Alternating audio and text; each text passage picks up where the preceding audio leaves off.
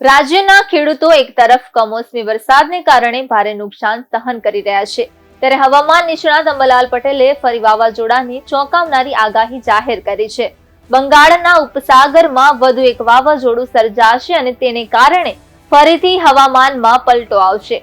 અંબાલાલ પટેલે કહ્યું કે 18 નવેમ્બરથી ઉપસાગરમાં હળવું દબાણ ઊભું થશે, જે 23 નવેમ્બર સુધીમાં ભારે ચક્રવાત બની શકે છે. આ ચક્રવાતને કારણે ફરી માવઠા જેવું વાતાવરણ બનશે. તેમણે કહ્યું કે 23 થી 26 નવેમ્બર સુધી માવઠું પડી શકે છે, જ્યારે 26 થી 28 નવેમ્બર સુધી હિમવર્ષા પડશે.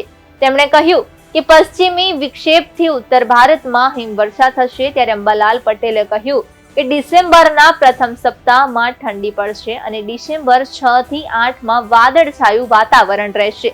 તેમણે એમ પણ કહ્યું કે 7 નવેમ્બરથી ઠંડા પવનો ફૂંકાવાનું શરૂ થશે.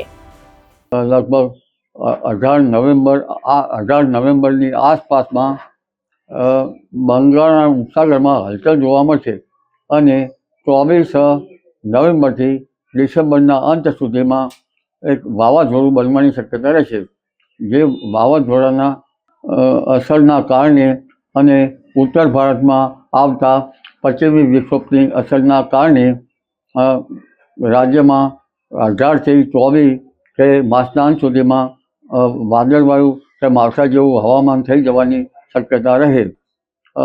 લા નીનોના સંકેતો સાંપડી રહ્યા છે, ત્યારે ઠંડી વધારે પડવાનું અનુમાન ગણી શકાય, પરંતુ એ ઠંડી કેવી પડશે તે જોવું રહ્યું.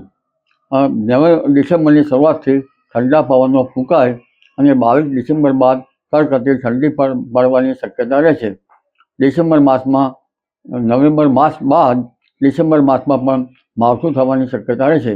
ખાસ કરીને દક્ષિણ ગુજરાતના ભાગો અને મધ્ય ગુજરાત અને ઉત્તર ગુજરાતના કેટલાક ભાગમાં માવઠું થવાની શક્યતા રહેશે. જ્યારે દક્ષિણ ભારતમાં ભારેથી અતિ ભારે વરસાદ થવાની શક્યતા રહેશે.